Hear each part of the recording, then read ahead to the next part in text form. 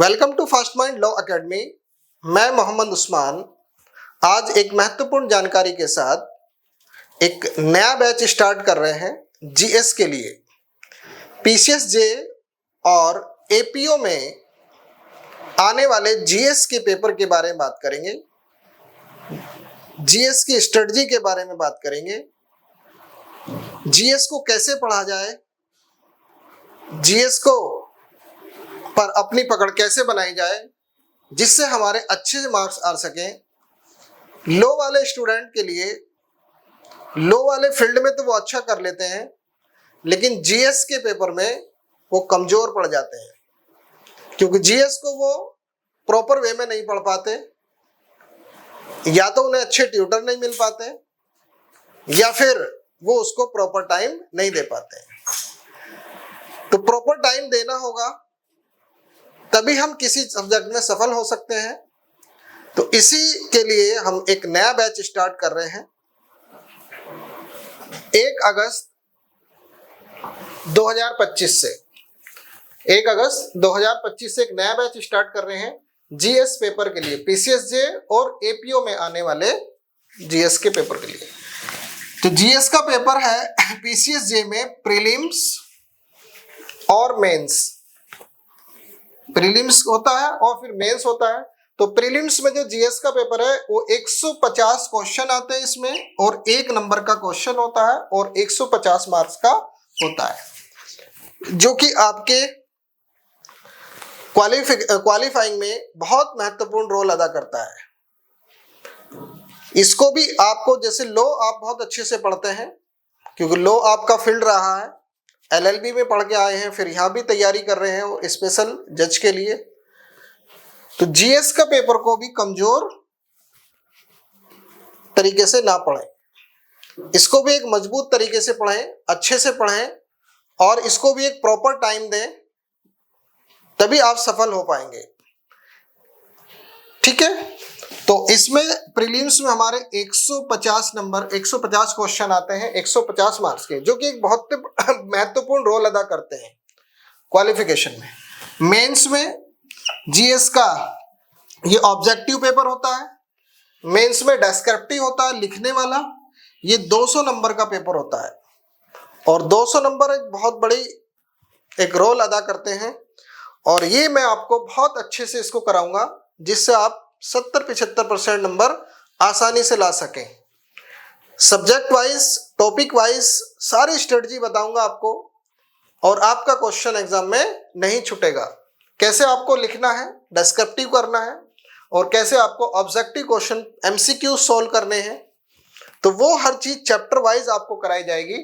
तो ये 200 मार्क्स बहुत ही इंपॉर्टेंट है, बहुत ही महत्वपूर्ण है आपके लिए, आपके सिलेक्शन के लिए, आपको आगामी परीक्षा में पास होने के लिए, सफल होने के लिए आप अपनी स्ट्रेटजी को बना के चलें और इन सब टॉपिक्स पर ध्यान देने की बात। फिर इंटरव्यू आता है इसमें 100 नंबर का। यहाँ भी जीएस का एक बड़ा रोल होता है। एक सामान्य अध्ययन की जानकारी होना, एक सामान्य जानकारी होना, क्योंकि जीएस का मतलब क्या होता है? सामान्य अध्ययन, ज्योग्राफी से रिलेटेड, हिस्ट्री से रिलेटेड, पॉलिटी से रिलेटेड, करंट अफेयर की जानकारी, जनरल अवेयरनेस की जानकारी, कितनी अवेयरनेस है, यहाँ भी आपको एक बहुत ही महत्वपूर्ण एक रोल अदा होगा। यहाँ पर इंटरव्यू में आप जीएस को अच्छे से पकड़ के बन के चलेंगे, करंट अफेयर चीज़ों को मजबूती से पकड़ के चलेंगे, तो वहाँ भी आप इंटरव्यू के सवालों का जवाब देना आपके लिए आसान होगा। एपीओ में प्रीलिम्स और मेंस में, प्रीलिम्स में 50 नंबर की जीएस आती है, 50 नंबर की जीएस आती है और मेंस में 100 मार्क्स की आती है और इंटरव्यू में 50 नंबर की जीएस नहीं आती, लेकिन जीएस का इंटरव्यू में रोल होता है। आप जीएस का यानी कि क्योंकि जीएस बहुत सारे सब्जेक्ट का समावेशन है, वहां पे कोई सिलेबस तो होता नहीं इंटरव्यू का, लेकिन यहाँ पर आपको हेल्प मिलेगी, मदद मिलेगी। अगर ये चीज आप अच्छे से कवर करके जाएंगे, अच्छे से पढ़ के जाएंगे, भारत के बारे में सामान्य अध्ययन करके जाएंगे, तो वहां से रिलेटेड एग्जाम में क्वेश्चन बनते हैं। क्योंकि जीएस में आता है इंडियन ज्योग्राफी, तो आपको अपने भारत की ज्योग्राफी के बारे में पता होना चाहिए, भूगोल के बारे में पता चाहिए, भारत के इतिहास के बारे में पता होना चाहिए, वहां से रिलेटेड क्वेश्चन बन जाएंगे। इंडियन कॉन्स्टिट्यूशन के बारे में पता होना चाहिए आपको, current affair, science and technology के बारे में कुछ जानकारी होनी चाहिए। तो ये सब जानकारियों का एक समावेश, आत्मसात, इन सब को हम एक अच्छे तरीके से करेंगे और बहुत ही एक महत्वपूर्ण क्लास के साथ, बहुत ही एक स्ट्रेटजी के साथ आपके साथ हम तैयारी आपको कराएंगे। ठीक है, जो आपके लो वाले पेपर हैं वो सरफराज सर कराएंगे। ठीक है, बहुत ही अच्छे से आप कर भी रहे हैं उनके साथ बहुत। अब हम बात करते हैं कि जीएस में, जीएस के पेपर में क्या क्या आता है उसके बारे में बात करेंगे। जैसे सिलेबस ऑफ जीएस, ज्योग्राफी आती है, क्या आती है? ज्योग्राफी, इंडियन ज्योग्राफी और वर्ल्ड ज्योग्राफी। इंडियन ज्योग्राफी यहाँ पर ज्यादा आती है और वर्ल्ड ज्योग्राफी थोड़ी कम आती है। कुछ करंट अफेयर के जो मुद्दे हैं, इंटरनेशनल लेवल के जो मुद्दे हैं, वही वर्ल्ड ज्योग्राफी लेवल में यहाँ पर क्वेश्चन पूछे जाते हैं। इंडियन ज्योग्राफी से ज्यादा पूछा जाएगा एग्जाम में, तो आपको जो ज्यादा फोकस रखना है वो इंडियन ज्योग्राफी पे रखना है। भारत का भूगोल रखना है, भूगोल में जैसे भौतिक भूगोल भारत का, फिजिकल ज्योग्राफी, पॉलिटिकल भूगोल, ठीक है, राजनीतिक भूगोल आपका पूछा जाता है, आर्थिक भूगोल इसमें पूछा जाता है। तो यहाँ पे इस टाइप के क्वेश्चंस एग्जाम में बनेंगे। यहाँ पर हम देखा जाएगा जो प्रीवियस ईयर क्वेश्चंस एग्जाम में क्या क्या पूछे गए हैं, उनको आधार मानते हुए, उनको बेस मानते हुए, उसी से रिलेटेड एग्जाम में आगे क्वेश्चन बनते रहेंगे। लेकिन कॉन्सेप्चुअल तरीके से पढ़ेंगे, अच्छे से उसको पढ़ेंगे, चैप्टर वाइज चीजों का अध्ययन करेंगे तो बहुत अच्छे से आप उसको पकड़ पाएंगे। देखो, किसी भी चीज को प्रॉपर वे में आपको पकड़ना पड़ता है, उसको अच्छे से कवर करना पड़ता है, उसको समय देना पड़ता है, उसको टाइम देना पड़ता है। तो आप इसको अनदेखा नहीं कर सकते। आप अगर अनदेखा करेंगे तो आप इसके लिए फिर खामियाजा भुगतने के लिए तैयार रहेंगे। तो आप अभी से उसके लिए अपनी स्ट्रेटजी बनाएं कि इतना टाइम हमें जीएस को देना है और इतना टाइम हमें लो वाले सब्जेक्ट को देना है। ठीक है, तो यानी कि दो आपकी, जैसे आप दो पैरों पर खड़े हो, ठीक है, एक पैर, अगर एक पैर आपके कुछ प्रॉब्लम हो जाए तो एक पैर पे क्या आप चल सकते हैं? तो अच्छे से नहीं चल पाओगे ना। तो ऐसे ही आपके लिए दो टांगों का काम करते हैं, जीएस भी और लो वाले सब्जेक्ट्स भी। ठीक है, तो दोनों को आप प्रॉपर वे में पढ़ के चलेंगे तभी सफल होंगे। जो सफल और असफल विद्यार्थियों में यही अंतर होता है, बस छोटा सा अंतर आप मेरा समझ लें कि जो सफल विद्यार्थी होते हैं वो इस बात को लेकर चलते हैं, वो उसको लूज अपना पॉइंट नहीं बनाते हैं, वहां पर अपनी कमजोरी नहीं बनाते हैं। सब्जेक्ट को कोई मुश्किल नहीं है, थोड़ा सब्जेक्ट लेंदी है। ऐसा नहीं है कि आप एग्जाम आया, एग्जाम से 3 महीने पहले आप तैयारी शुरू कर दें, जीएस हम पढ़ लेंगे, नहीं पढ़ पाएंगे, नहीं कर पाएंगे। पूरे साल के साल आपको तैयारी करनी पड़ेगी और अच्छे से उसको कवर करना पड़ेगा, कॉन्सेप्ट क्लियर करना पड़ेगा, टेस्ट सीरीज लगानी पड़ेंगी, उसकी एमसीक्यू सोल्व करने पड़ेंगे। एमसीक्यू जब सोल्व कर पाओगे आप कि जब आप कॉन्सेप्ट पढ़ के आओगे, उस पॉइंट, उस टॉपिक को क्लियर करके आओगे, तभी वहां से उसका क्वेश्चन निकाल सकते हो आप। ठीक है, तो आपको ये स्ट्रेटजी से ही आपको लेना है। इंडियन हिस्ट्री के बारे में बात करेंगे। इंडियन हिस्ट्री के बाद, इंडियन हिस्ट्री को 3 भागों में बांट के देखते हैं, एंशिएंट, मेडिवल एंड मॉडर्न। प्राचीन भारत का इतिहास, प्राचीन भारत का इतिहास बहुत अच्छे से उसमें क्वेश्चन पूछे जाते हैं। मेडिवल, मध्यकालीन भारत का इतिहास, प्राचीन भारत का इतिहास जिसे हिंदू काल के नाम से भी जाना जाता है, मध्य भारत का इतिहास, मध्यकालीन भारत का जिसे मुस्लिम काल के नाम से भी जाना जाता है। ठीक है, और मॉडर्न इंडिया, आधुनिक भारत का इतिहास जिसे अंग्रेजों के काल के नाम से भी जाना जाता है मॉडर्न इंडिया। यहां से क्वेश्चन एग्जाम में बनते हैं। स्वतंत्रता आंदोलन से क्वेश्चन बनते हैं, मॉडर्न इंडिया से ज्यादा क्वेश्चन बनते हैं, तो यहाँ पर आपको ज्यादा फोकस रखना है। एंशिएंट मेडिवल से थोड़े कम क्वेश्चन बनते हैं, लेकिन क्वेश्चन जरूर आते हैं। कॉन्सेप्ट हमें सारे लेकर चलने हैं, कहाँ से किस टॉपिक से क्या क्या क्वेश्चन अब तक पूछे गए हैं, प्रीवियस ईयर सारे सोल्व करेंगे हम, आपका एक भी क्वेश्चन नहीं छूटेगा। और टेस्ट सीरीज आपकी आगे हम कराते रहेंगे, क्योंकि मेन चीज है कि जिस सब्जेक्ट जिस पेपर के लिए हम पढ़ रहे हैं वहां पर हम उसको आने वाली परीक्षाओं में उसके सिलेबस में पूछे गए टॉपिक्स को सॉल्व कर रहे हैं या नहीं कर रहे हैं। जो टॉपिक हम पढ़ रहे हैं, जो सब्जेक्ट हम पढ़ रहे हैं, तो वो सॉल्व कर रहे हैं या नहीं कर रहे हैं। तो यहाँ पर आकलन होता है कि आपने तैयारी तो कर ली, आप एमसीक्यू सॉल्व करने बैठ गए, तो वहां से क्वेश्चन नहीं लगा पा रहे, वहां गलत हो रहा है, क्वेश्चन कहाँ पे गलत हो रहा है, तो फिर वापसी जाना पड़ेगा। तो पहले ही आप एक कॉन्सेप्चुअल स्टडी लेकर हम चलेंगे आपके साथ, समझ के चलेंगे सारा इंडियन हिस्ट्री के बारे में कि भाई सारी हिस्ट्री तो हमें पढ़नी नहीं है, ठीक है। हिस्ट्री तो बहुत बड़ा सब्जेक्ट है, बहुत ज्यादा बड़ा सब्जेक्ट है, लेकिन जो जनरल स्टडी पढ़नी है, जनरल स्टडी नाम ही क्या, जीएस, कि जो हमारे एग्जाम के पॉइंट ऑफ व्यू से हमारे लिए इंपॉर्टेंट है, क्या पढ़ना है हमें, क्या नहीं पढ़ना है, वो हमें देखना है, ठीक है। हाँ, इंडियन पॉलिटी, भारतीय राज व्यवस्था, भारत की जो राज व्यवस्था वो कैसी है उसके बारे में हमें सारा अच्छे से पढ़ना है। इंडियन कॉन्स्टिट्यूशन से ही भारत की राज व्यवस्था चलती है, और गवर्नेंस, ठीक है, शासन, तो यह पूरा इंडियन कॉन्स्टिट्यूशन इसमें आएगा। लॉ में भी आप इंडियन कॉन्स्टिट्यूशन पढ़ेंगे, और यहाँ पे प्रीलिम्स में भी, यहाँ पर जीएस के पेपर में भी क्वेश्चंस एग्जाम में पूछे जाते हैं, ठीक है। एक तो इंडियन पॉलिटी, भारतीय राज व्यवस्था, और कानूनी ज्ञान लॉ की नॉलेज, एक्ट, अधिनियम, यहां से क्वेश्चन बनते हैं, एग्जाम में पूछे गए हैं, पिछले पेपरों में आए हुए हैं, ठीक। एक्ट को कौन कौन से पुराने एक्ट हैं उनसे भी क्वेश्चन एग्जाम में बनेंगे, कुछ नए एक्ट बनते रहते हैं, ठीक है। पार्लियामेंट हमारी एक्ट बनाती रहती है, तो पार्लियामेंट के जो नए नए एक्ट हैं, वर्तमान कानूनी मुद्दों की जानकारी, जो कानूनी मुद्दे हैं, जो आपके एक्ट के इश्यूज हैं, कानून के जो इश्यूज है, मुद्दे हैं, उनको लेकर के क्वेश्चन एग्जाम में बन जाता है। तो यहाँ से करंट अफेयर का भी क्वेश्चन बनता है। करंट अफेयर एक बहुत बड़ा महत्वपूर्ण रोल अदा करता है आपके एग्जाम में, आपके सिलेक्शन में। फिर आता है इंडियन इकोनॉमी, इंडियन पॉलिटी से रिलेटेड भी इंडियन प्रीवियस क्वेश्चन तो पूछे जाएंगे जो कॉन्स्टिट्यूशन के क्वेश्चन है, लेकिन यहाँ से नए क्वेश्चन एग्जाम में बनते रहते हैं, करंट के क्वेश्चन यहाँ से बनते रहते हैं।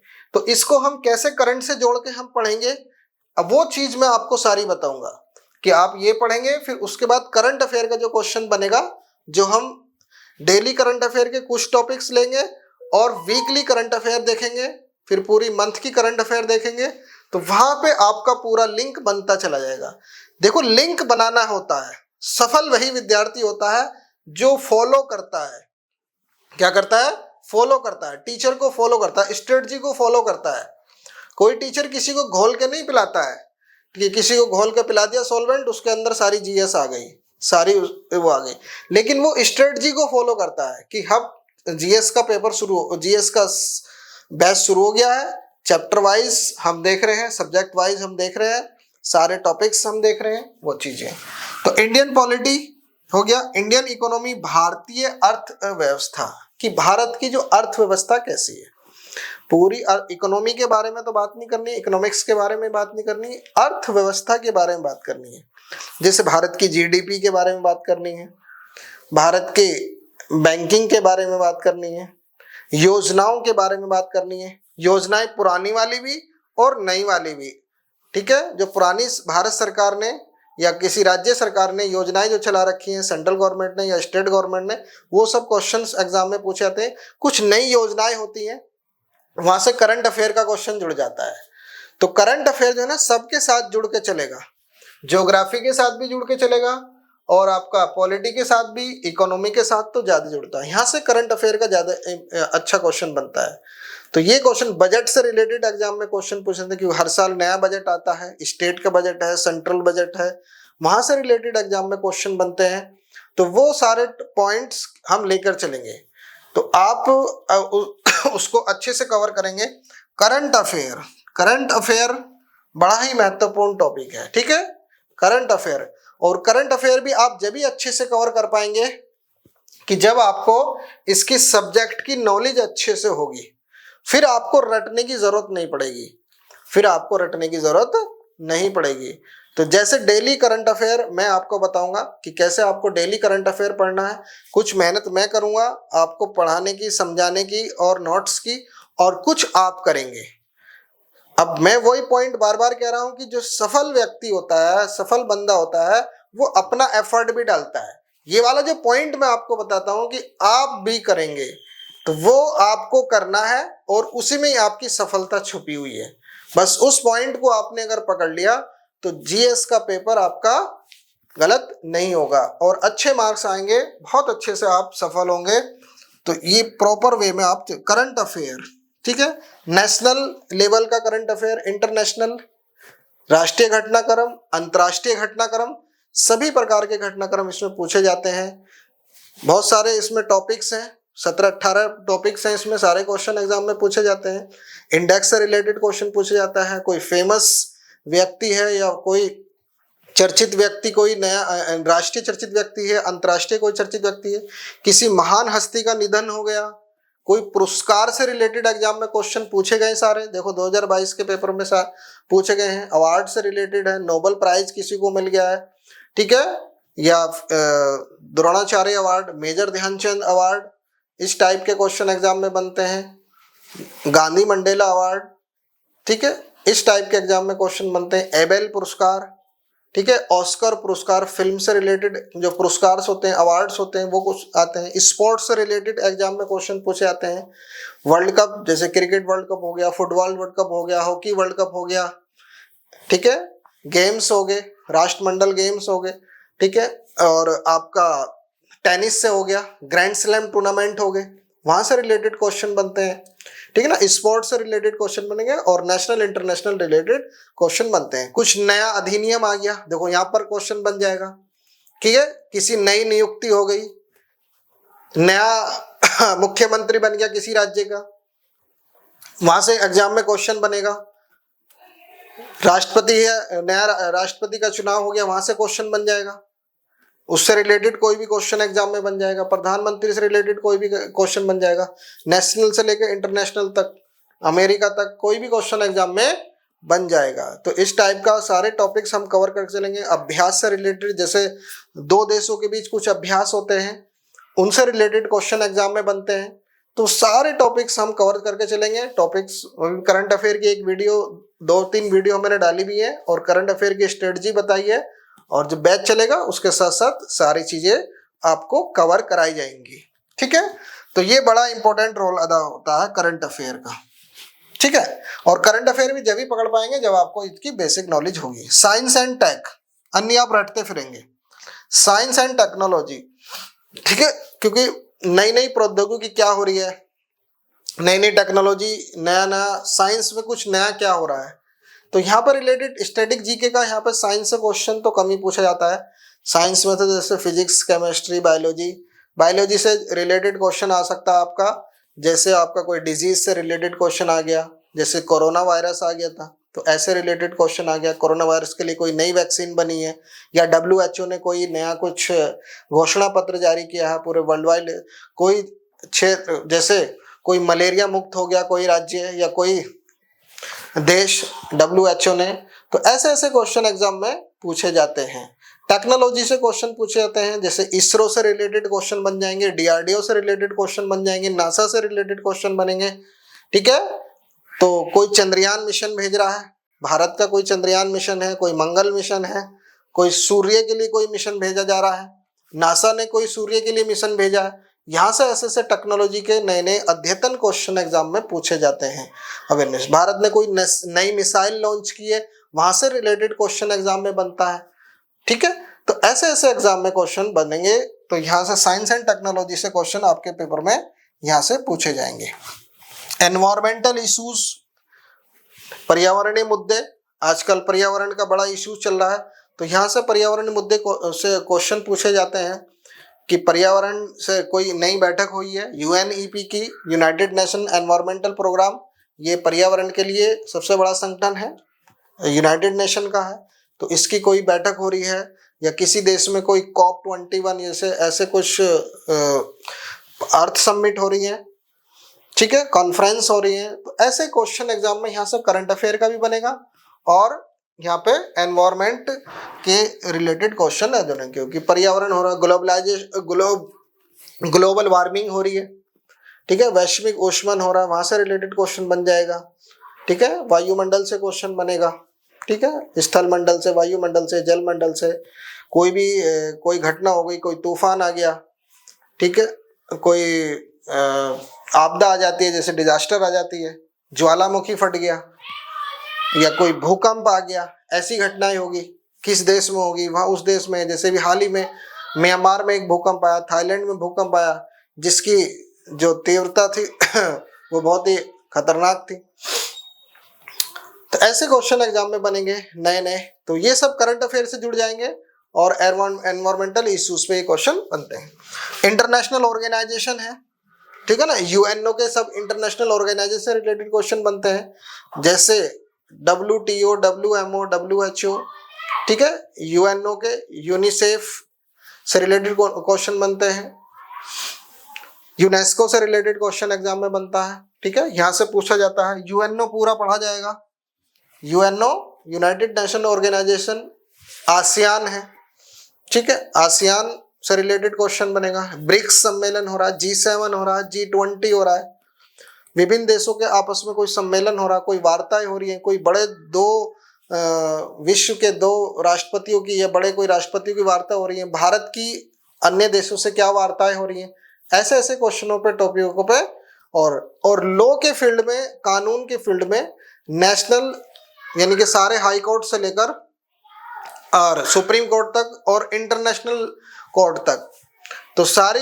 जानकारी जो भी नया कुछ वहां पर हो रहा है, वहां के अध्यक्ष वगैरह, जैसे इंटरनेशनल कोर्ट के वहां के अध्यक्ष, वहां के भारत की तरफ से कौन वहां पर इंटरनेशनल कोर्ट ऑफ जस्टिस में कौन वहां पर जज है, तो ऐसे रिलेटेड क्वेश्चन एग्जाम में बनते हैं, ठीक है। कानूनी ज्ञान, ये तो मैंने आपको बता दिया कि एक्ट, जो अधिनियम बनते हैं, नए नए अधिनियम बनते हैं और पुराने अधिनियम से एग्जाम में क्वेश्चन पूछे जाते हैं। तो इन्हीं सभी टॉपिक्स को लेकर हम चर्चा करेंगे और सब्जेक्ट वाइज, टॉपिक वाइज आपको सारी चीजें कवर कराई जाएंगी, बहुत अच्छे से आपको सारी चीजें कवर कराई जाएंगी, ठीक है। ये सारा सिलेबस मैंने आपको बता दिया है, इसे आप नोट कर लेंगे और इसकी स्ट्रेटजी बनाएंगे, कैसे क्या पढ़ना है, क्या चीज पहले पढ़नी है, क्या बाद में पढ़नी है, वो चीज हम लेके चलेंगे सारी, और सब्जेक्ट टेस्ट सीरीज लेकर चलेंगे चैप्टर वाइज। जैसे एक चैप्टर खत्म हो गया, ठीक है, तो उस चैप्टर के जो MCQs आपको दिए जाएंगे, जो चैप्टर हमने पढ़ लिया तो उसके MCQs आपको दिए जाएंगे, वो आप उसमें सॉल्व करेंगे। फिर सब्जेक्ट वाइज पूरे सब्जेक्ट का टेस्ट हो गया। भाई आपने टॉपिक पढ़ लिया, भारत का आकार एवं स्थिति, तो भारत के आकार एवं स्थिति के बारे में आपसे क्वेश्चन जो MCQs में प्रीवियस ईयर में क्वेश्चन पूछे गए हैं, जो आगे भी पूछे जाते रहेंगे, जैसे भारत की स्थलीय सीमा कितने देशों से मिलती है, ऐसा क्वेश्चन बन जाएगा। भारत की समुद्री सीमा कितने देशों से मिलती है, कितने राज्यों से मिलती है, सॉरी, कितने राज्यों से मिलती है, ये पूछा गया था। अभी 2022 के पेपर में ये क्वेश्चन पूछा गया कि भारत की समुद्री सीमा कितने राज्यों से मिलती है, 9 राज्यों से मिलती है। तो ये एक चैप्टर वाइज आप कवर कर लेंगे, जब उसको कि एक चैप्टर पढ़ लिया उसका MCQs, एक चैप्टर पढ़ लिया उसका MCQs, previous year plus MCQs, सारे क्वेश्चंस उसमें सॉल्व हो जाएंगे। तो आपकी जो एक मजबूत तैयारी होती चली जाएगी और ज्यादा मेहनत की जरूरत नहीं होगी। अगर जब मेहनत की जरूरत, क्योंकि बहुत बड़ा सब्जेक्ट है, आप सोचेंगे 2-3 महीने में कवर कर लें, लूसेंट पढ़ लें और बहुत सारी चीजें पढ़ लें, तो वन लाइनर पढ़ लें, तो वहां पे नहीं कवर कर पाओगे। लेकिन यहाँ पर एक डेली 1 घंटे की क्लास होगी और आप 1 घंटा अब उसको घर पे टाइम देंगे उस चीज को पढ़ने में, उस चीज को चलने। फिर आपका जैसे पूरा सब्जेक्ट ज्योग्राफी कवर हो गया तो पूरा सब्जेक्ट का टेस्ट होगा। सभी सब्जेक्ट के लिए ऐसी स्ट्रेटजी हम लेके चलेंगे। पूरी ज्योग्राफी के 5-6 टेस्ट, 7 टेस्ट उसके लगवाए जाएंगे, आपको पूरे टेस्ट कराए जाएंगे ज्योग्राफी के, ठीक है। फिर पूरा जब आपका सारा कवर हो जाएगा ये, तो पूरा ऑल सब्जेक्ट का पूरा 150 नंबर का प्रीलिम्स में और मेंस वाले जो क्वेश्चन है उनसे रिलेटेड एग्जाम तैयारी आपको पूरी कराई जाएगी। तो एक बहुत ही अच्छी आपके साथ आपके लिए एक बहुत खुशखबरी है और नया बैच आपके लिए स्टार्ट हो रहा है। तो जो भी स्टूडेंट इच्छुक हैं, जो अपनी सफलता को सही मार्गदर्शन सही वे में लेके जाना चाहते हैं और सफल होना चाहते हैं, तो आपके लिए बहुत ही एक अच्छी स्ट्रेटजी के साथ मैं आपको जीएस के सारे टॉपिक कवर कराऊंगा और आप बहुत अच्छे से उसको एंजॉय करेंगे और बहुत अच्छे से उसको कवर करेंगे। आपको पता चल जाएगा जब हम सब्जेक्ट वाइज टॉपिक वाइज आपको पढ़ाना शुरू करेंगे और आप एमसीक्यू सॉल्व करेंगे अपने आप, तो आपको अपने आप ही वो चीज़ का पता लग जाएगा कि अब मेरे अंदर कॉन्फिडेंस आ गया जीएस के पेपर को सोल्व करने में। लंबी प्रक्रिया है तो एक दिन में नहीं हो पाएगा और बहुत सारे सब्जेक्ट हैं, बहुत अच्छे से उन पर डिस्कस करेंगे, उन पर पूरा कॉन्सेप्चुअल उसको लेके चलेंगे, समझ के चलेंगे और रटेंगे नहीं कभी भी, ठीक है। रटने वाला सब्जेक्ट है नहीं। कुछ होते हैं जैसे बुक्स हैं पुरानी, वो आपको थोड़ी याद करनी होंगी, ठीक है, ऐसे क्वेश्चन आते हैं। नई बुक्स हैं वो आपको थोड़ी याद करनी होंगी।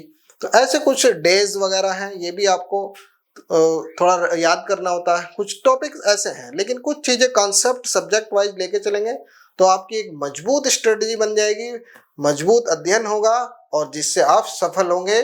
मैं आशा करता हूं कि बिल्कुल आप जो भी हम पढ़ाएंगे आपको सब्जेक्ट वाइज पढ़ाएंगे, सिलेबस के अकॉर्डिंग पढ़ाएंगे और आप अपने एग्जाम में सफल होंगे, ठीक है। यहाँ तक ये आपको पूरा सिलेबस की जानकारी आपको मिल गई है। Thank you very much to join us. और जो भी इच्छुक कैंडिडेट हैं और स्टूडेंट हैं वो अपना रजिस्ट्रेशन कराएं फटाफट। दिए गए लिंक पर नंबर है, उस पर आप रजिस्ट्रेशन करा सकते हैं और अपना नाम 1 तारीख से दर्ज करा सकते हैं और अपना सब्जेक्ट जीएस के लिए